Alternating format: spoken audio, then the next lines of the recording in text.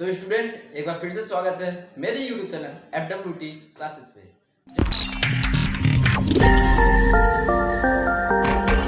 जहां हम साइंस के बायो का रिकवर करते हैं, जहां पे हम बायो को एक डीप में पढ़ते हैं। इस चैनल पे मैं आपको सेल अभी पढ़ा रहा हूँ, ये पार्ट 3 है और ये वीडियो थोड़ा लेट में आया, मैं जानता हूँ, क्योंकि मेरा हेल्थ थोड़ा खराब था, इसलिए मैं वीडियो बना नहीं पा रहा था दोस्तों। तो सबसे पहले हम क्या देखेंगे, जो हमारा टॉपिक पिछले वाले वीडियो में ख़त्म हुआ था, जहाँ से ख़त्म हुआ था हम वहीं से फिर से स्टार्ट करेंगे। ठीक है, जहाँ ख़त्म हुआ था वहाँ से फिर से हम स्टार्ट करने वाले हैं। ठीक है, तो हमने पढ़ लिया था, देखिए, discovery of cell, introduction of cell, और उसके कुछ सेल का सेल साइज और स्ट्रक्चर हमने पढ़ा था। ठीक है, इसमें हम पढ़ेंगे कि सेल किसका बना हुआ है, what is cell made up of, and cell common characteristic. ठीक है, तो हम इसे लिख लेते हैं पहले। ठीक है, what is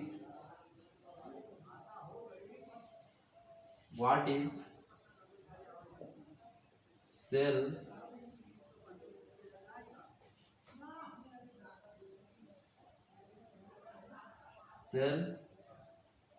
made up of। ठीक है, what is cell made up of, cell किसका बना हुआ है। ठीक, सेल कॉमन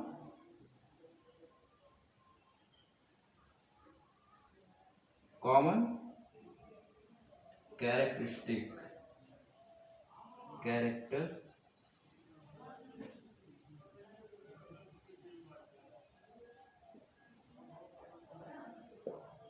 ठीक है, यहां पे मैंने क्या लिखा है, what is cell made up of and cell common characteristic.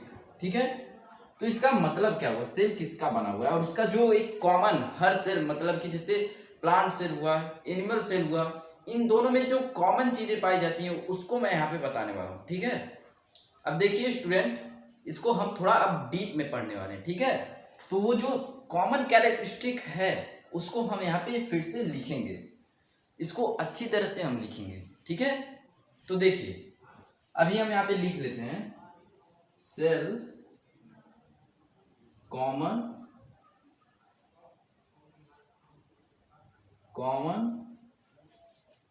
Characteristics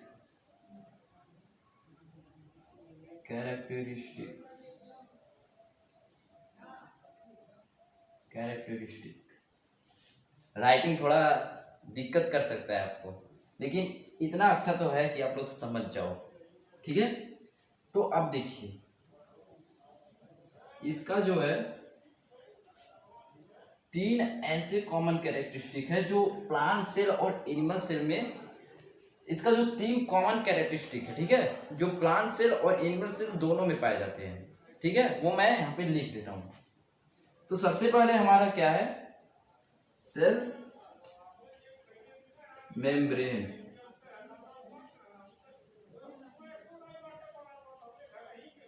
ठीक है, सेकेंड वन क्या है हमारा, न्यूक्लियस।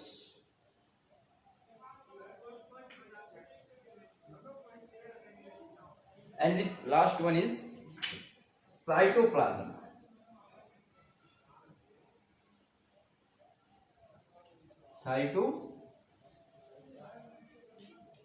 ठीक है, ये देखिए सेल मेम्ब्रेन को हम प्लाज्मा मेम्ब्रेन भी कहते हैं। तो स्टूडेंट यहाँ पे देखो, ये जो सेल मेम्ब्रेन है, ठीक है, ये जो सेल मेम्ब्रेन है, हम इसको अब डीप में पढ़ने वाले हैं। इसको प्लाज्मा मेम्ब्रेन भी कहते हैं, मैं यहाँ पे लिख देता हूँ। ठीक है, और प्लाज्मा मेम्ब्रेन,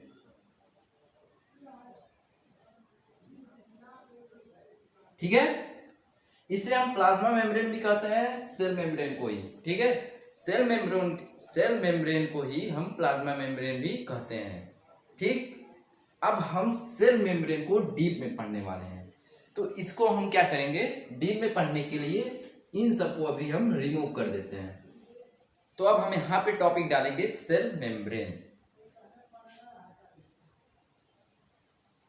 सेल मेम्ब्रेन लेन, ठीक, सेल मेम्ब्रेन है ये हमारा। ठीक, मैं आपको डायग्राम बना के दिखाता हूं, तो डायग्राम से आपको अच्छी तरह से समझ में आ जाएगा। मान लीजिए ये हमारा सेल है, ये हमारा न्यूक्लियस, ये हमारा बीच में है साइटोप्लाज्म, ठीक है, और सारे जो भी अंदर रहते हैं सिर के। अब ये जो ऊपर वाला है, ये बाहर वाला आउटर मोस्ट लेयर जो है, यही हमारा सेल मेम्ब्रेन है।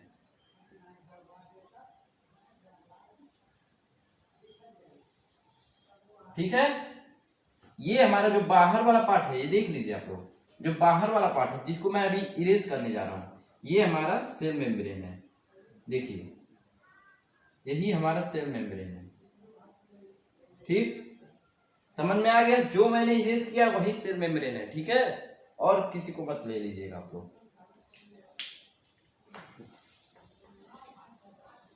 अब इसका हम कुछ कैरेक्टरिस्टिक जानेंगे, सेल मेम्ब्रेन का कैरेक्टरिस्टिक ये जान लेते हैं। It is the outermost layer of this cell.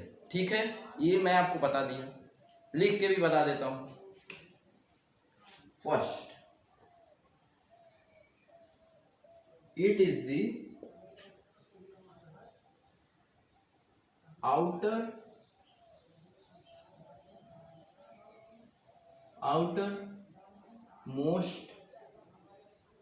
outermost layer of the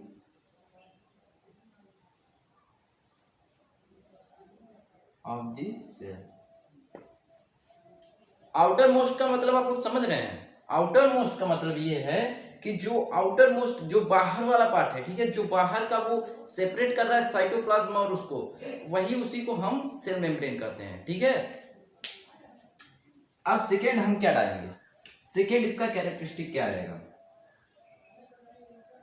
it is present in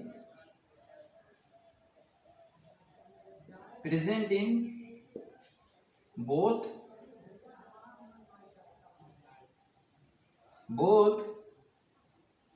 plant and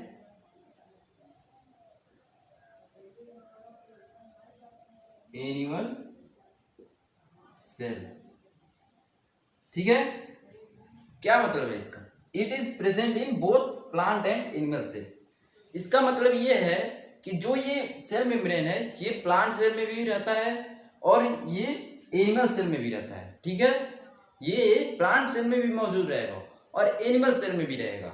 ये सेल वॉल की तरह नहीं है कि सिर्फ प्लांट सेल में रहेगा, ये दोनों में रहता है। ठीक है, देखिए स्पेस कम होने की वजह से मुझे इसको इरेज करना पड़ रहा है। ठीक है, तो आप लोग अगर नहीं देखे हैं तो इसके बैक करके आप इसका स्क्रीनशॉट ले लीजिएगा। ठीक है, अब थर्ड वन हमारा क्या है? देखिए, it is made up of lipids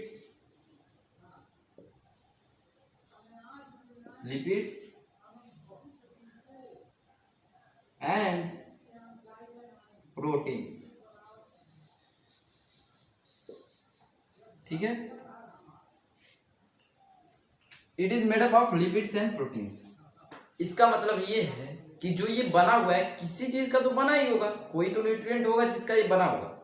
तो ये जो है लिपिड्स और प्रोटीन से बना हुआ है। ठीक है, ये लिपिड्स और प्रोटीन से बना हुआ है।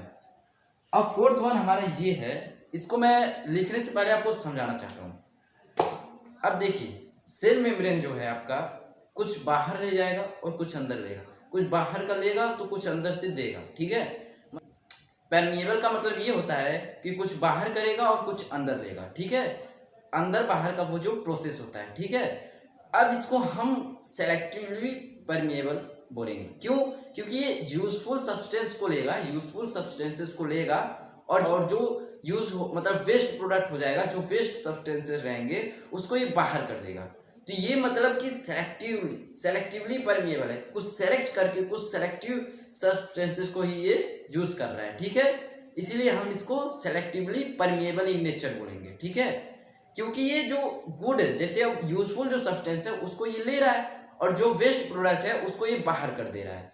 किसकी मदद से? सेल मेम्ब्रेन की मदद से। अब जो सेल में ये हो रहा है वो किसकी मदद से हो रहा है? सिर्फ और सिर्फ सेल मेम्ब्रेन की वजह से हो रहा है, इसलिए हम इसे सेल मेम्ब्रेन में ही इसे कंसीडर कर रहे हैं। ठीक है, तो अब देखिए मैं आपको अगर एग्जांपल दूं, तो आप जाते हो बाजार से कुछ जाते हो, अगर मान लीजिए कोई भी चिप्स लेके आते हो, तो जो उसका पैकेट रहता है, आप उसको जब चिप्स को खा लेते हो तो पैकेट तो बाहर फेंक देते हो ना।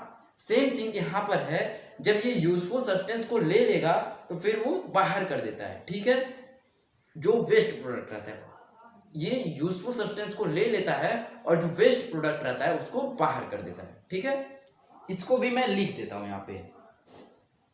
Fourth, it is selectively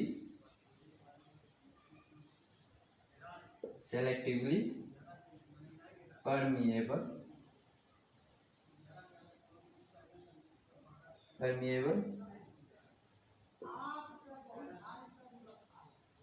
in nature. It is selectively permeable in nature. और ये जो बाहर का वातावरण जो नहीं होता है, ठीक है, अब जो बाहर का सराउंडिंग में जो वातावरण है वो सेल को ये मेंटेन करता है, ये उसी के हिसाब से ढलता रहता है, तो ये सेल को कोई हार्म नहीं करने देता है। ठीक है, तो हमारा फिफ्थ वन क्या है? It protect the cell from injury. ये जो एक बेसिक इसका ये बहुत ही इंपॉर्टेंट है कि जो सेल होता है ये इंजरी नहीं होने देता है। जो सेल मेम्ब्रेन होता है ये सेल को इंजरी नहीं पहुंचने देता है। जैसे कि अगर मैं आपको बताऊं, कोई भी हानि, कोई भी जैसे कोई भी इंजरी मतलब चोट नहीं पहुंचने देता है सेल को, ये सेल मेम्ब्रेन। ठीक है, अब इसको भी मैं आप लोगों के लिए लिख देता हूं।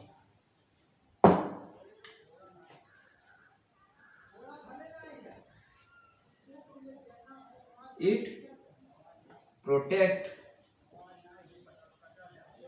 protects cell from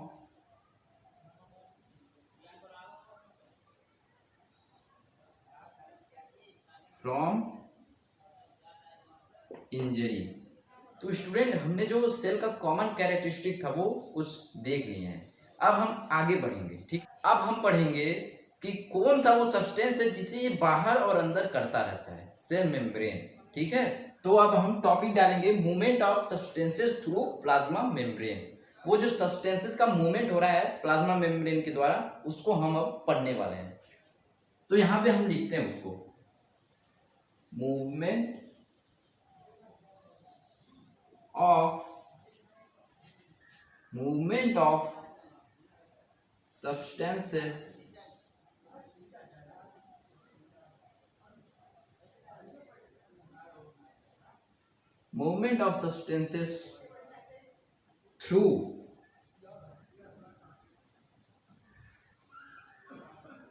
through plasma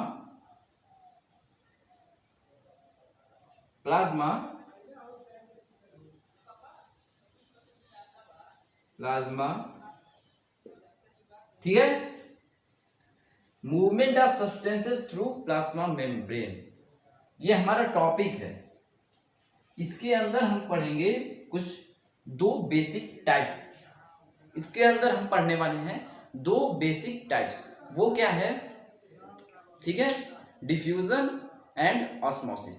ठीक है, डिफ्यूजन एंड ऑस्मोसिस को हम पढ़ने वाले हैं कुछ डीपली, जो हम इस चैनल में पढ़ेंगे। तो अब हम सबसे पहले क्या पढ़ेंगे? डिफ्यूजन को पढ़ने वाले हैं। मैं आपको इसमें क्या बताने वाला हूं कि जो ये है डिफ्यूजन और ऑस्मोसिस, सबसे पहले हम इसको लिख लेते हैं। Diffusion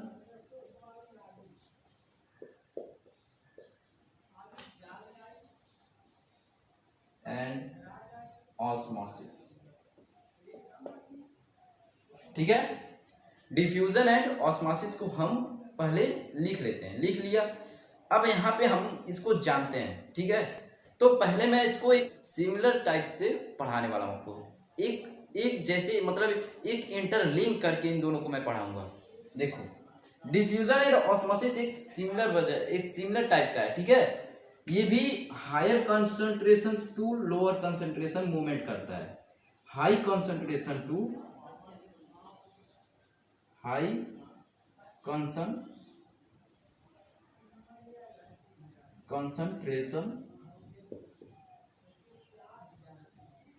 concentration to lower concentration.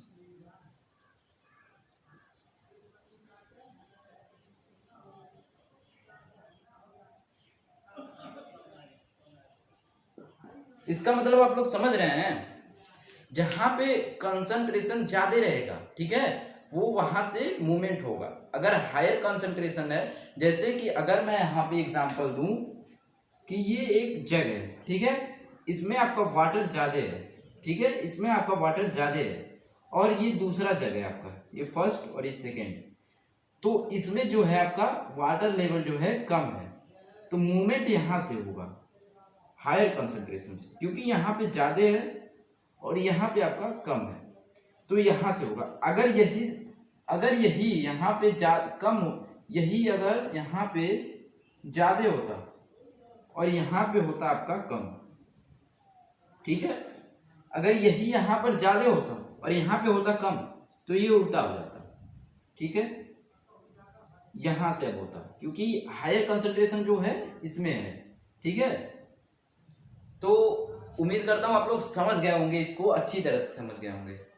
ये डिफ्यूजन एंड ऑस्मोसिस का ये कॉमन है, ये दोनों में होता है, बट हम इसमें क्या लेते हैं, अब यहाँ पे लिख देता हूं, ये रीजन होता है ना, एक रीजन इसको मानेंगे हम लोग ना, तो रीजन ऑफ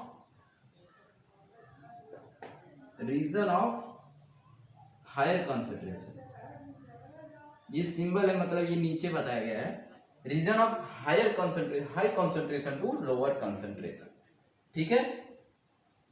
ये दोनों में होता है, इसलिए मैंने इसको सेपरेट करके नहीं पढ़ाया है, ये सिमिलर है इसलिए मैं इसको बताया हूं। बट अब डिफ्यूजन एंड ऑस्मोसिस में मेन डिफरेंट क्या है कि हम डिफ्यूजन में सॉलिड, लिक्विड, गैस तीनों लेते हैं, बट जो मेनली है हम उसको गैस में लेते हैं, ठीक है। जैसे कि मैं एग्जांपल दूं आप लोगों को कि जैसे अब ऑक्सीजन हमारे सेल में आया, ठीक है, अब जो कुछ मेटाबॉलिक एक्टिविटी हुआ उसके बाद वो CO2 बन के बाहर चला गया, तो ये डिफ्यूजन हुआ, ठीक है। ये डिफ्यूजन और ऑस्मोसिस अभी हम इसको पढ़ने वाले हैं, ठीक है। तो डिफ्यूजन में ऐसा नहीं है कि सिर्फ गैस होता है, सॉलिड, लिक्विड, गैस, इस तीनों को हमने इसमें लिया है, बट जो मेन वो है कि इसमें हम सिर्फ और सिर्फ गैस को लेते हैं, मतलब कि जैसे मेनली जो है हमारा ये गैस है, ठीक है, हम डिफ्यूजन में सिर्फ और सिर्फ गैस को लेते हैं ज्यादातर, ऐसा नहीं कि सॉलिड और लिक्विड को नहीं लेते हैं, बट ज्यादातर हम लोग गैस को ही लेते हैं इसमें। और ऑस्मोसिस में क्या होता है, ऑस्मोसिस में हमारा आता है सॉल्वेंट। सॉल्वेंट का मतलब मैं आपको बता देना चाहता हूं, देखिए दो चीज होता है हमारा, सॉल्यूट और सॉल्वेंट। सॉल्वेंट वो होता है जो घुला देता है, कोई मान लीजिए एक सॉल्यूशन है और उसमें आप कोई चीज डाल रहे हो, तो जो वो चीज आपने डाला है जो घुल जाएगा उसमें, वो सॉल्यूट है, और जो सॉल्यूशन में वाटर आपका अगर मौजूद है तो वो जो वाटर है वो आपका सॉल्वेंट है। तो सॉल्वेंट से आप लोग समझ गए होंगे कि ऑस्मोसिस में हम क्या करते हैं, वाटर को लेते हैं, जी हाँ, वाटर को हम इसमें लेते हैं। जैसे इसमें मेनली हम गैस को लेते हैं, उसमें उसी द्वारा इसमें हम सॉल्वेंट को लेते हैं। तो अब देखिए इसमें क्या है, अब कुछ हम टाइप्स देखेंगे जो इनके बेस पे हैं, ठीक है, इन जो कंसंट्रेशन के बेस पे हैं वो टाइप्स हम देखने वाले हैं, ठीक है। अब हम देखेंगे types of solution based on concentration, ठीक है। तो अब हम इसको इरेज करते हैं। अगर आपको ये समझ में नहीं आया है तो आप मेरा इंस्टाग्राम आईडी जो है प्रशांत ऑफिशियल FWT, आप उस पर मुझे क्वेश्चन भेज सकते हो। कोई भी अगर आपको डाउट हो आप मुझको वहां पे मैसेज कर सकते हो, मैं 100% श्योर बता रहा हूँ आपको। अगर इसमें कोई भी टॉपिक पे आपको कोई भी डाउट हो मैं आपको आंसर दूंगा, ठीक है। प्रशांत ऑफिशियल FWT जो मेरा इंस्टा आईडी है, आप उस पर जाइए और उसको फॉलो भी करिए। वहां पे मैं आपको हमेशा आपके क्वेश्चन का आंसर देता रहूंगा, ठीक है। तो डिफ्यूजन एंड ऑस्मोसिस में जो 3 मेनली है जो 3 इसका बेस्ड है कंसंट्रेशन पे, उसको हम पढ़ने वाले हैं। अब इसको हम यहाँ पे लिखते हैं,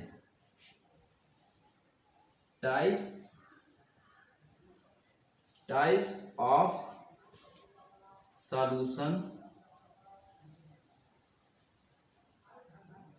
बेस्ड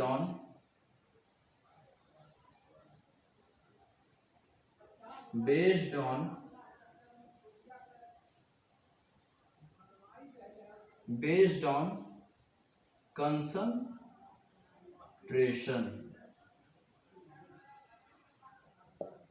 ठीक है, वो कौन कौन से हैं?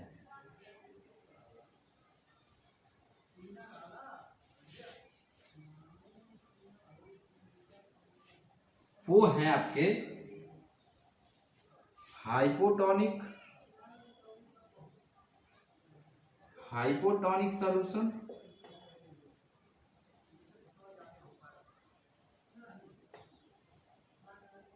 आइसोटोनिक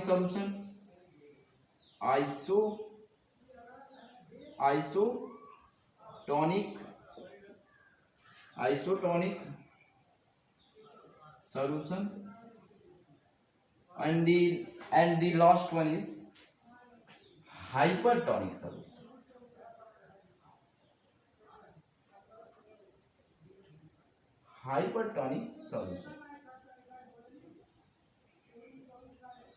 ठीक है, ये हुआ आपका हाइपोटोनिक, ये हुआ आइसोटोनिक और ये हुआ हाइपरटोनिक।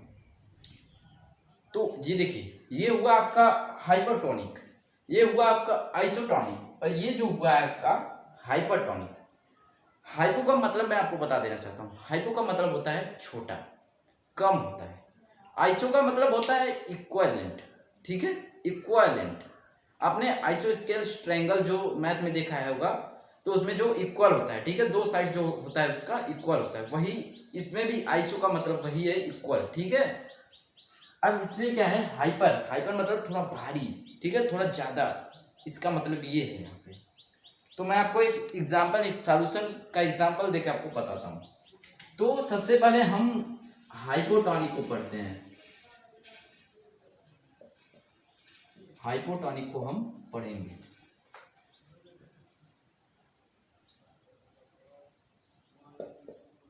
ठीक है, अभी देखिए, ये हमारा एक विनेगर है, ये हमारा एक बॉटल मान सकते हो। ठीक है, इसमें हम आपको सॉल्यूशन एक है, इसमें एक सॉल्यूशन है।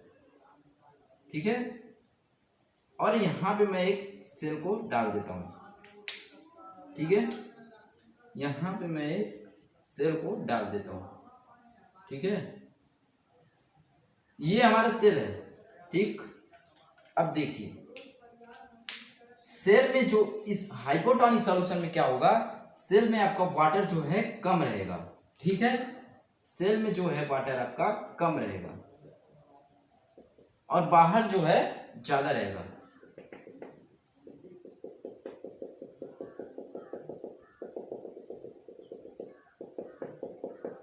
देखिए, ये बाहर जो वाटर का कंसंट्रेशन रहेगा वो ज्यादा रहेगा, किसके कंपैरिजन में, सेल के। ठीक है, सेल में वाटर कंसंट्रेशन कम रहेगा।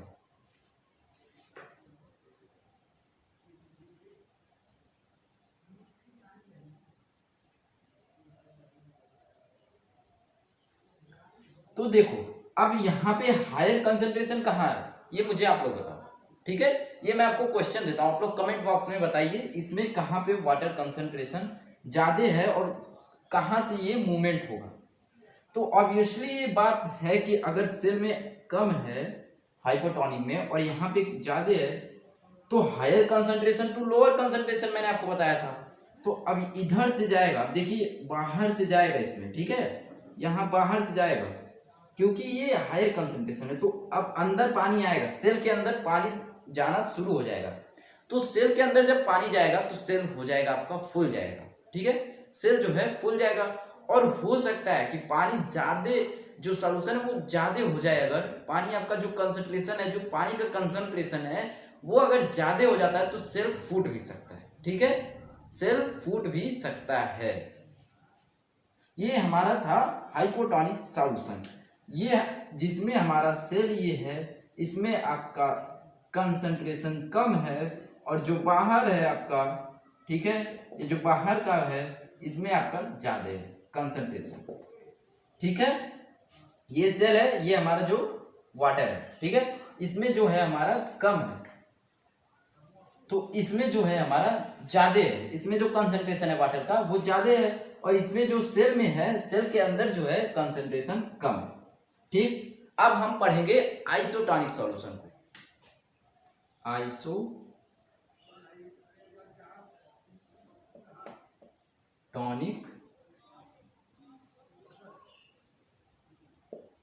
सॉल्यूशन। आइसोटोनिक सॉल्यूशन में क्या होता है स्टूडेंट, देखो आइसोटोनिक सॉल्यूशन में ये है कि ये अगर आपका बॉटल है और ये जो आपका सॉल्यूशन है, ठीक है, और ये आपका सेल है, तो सेल में जितना आपका कंसंट्रेशन रहेगा वाटर का उतना इसकी इक्विवेलेंट रहेगा, इक्वल नहीं इक्विवेलेंट रहेगा बाहर भी, आउटसाइड दी सेल। तो इसमें जितना बाहर जाएगा, जितना वाटर कंसंट्रेशन बाहर जाएगा उतना ही फिर अंदर भी आ जाएगा, इसका मतलब है आइसोटोनिक सॉल्यूशन, ठीक है। ये हमारा आइसोटोनिक है, मतलब कि जितना यहाँ रहेगा उतना ही यहाँ भी, ठीक है। जो मूवमेंट होगा वाटर कंसंट्रेशन का वो दोनों इक्विवेलेंट रहेगा, ठीक है। अब हम पढ़ेंगे हाइपरटोनिक।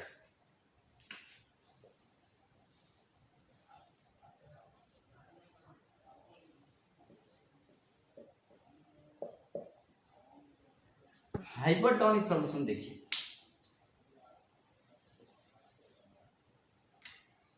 ये हमारा बॉटल है, ठीक।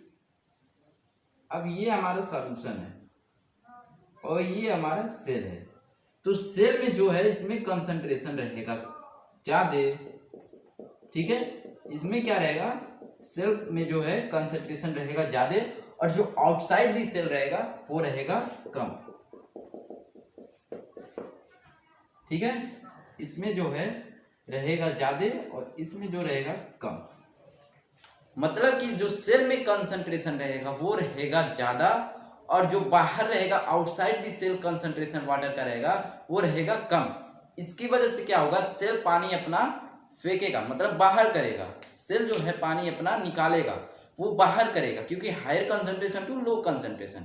इससे क्या होगा, इसका कॉज क्या होगा, ये जो सेल रहेगा वो पानी जब अपना निकाल देगा तो ये सिकुड़ जाएगा, ठीक है, ये सिकुड़ सकता है।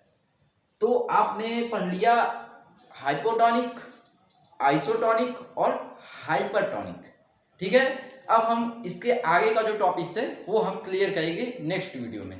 तो अगर आपने मेरा चैनल अभी तक सब्सक्राइब नहीं किया है तो अभी सब्सक्राइब कर दो और लाइक कर दो अगर वीडियो आपको पसंद आई है, ठीक है।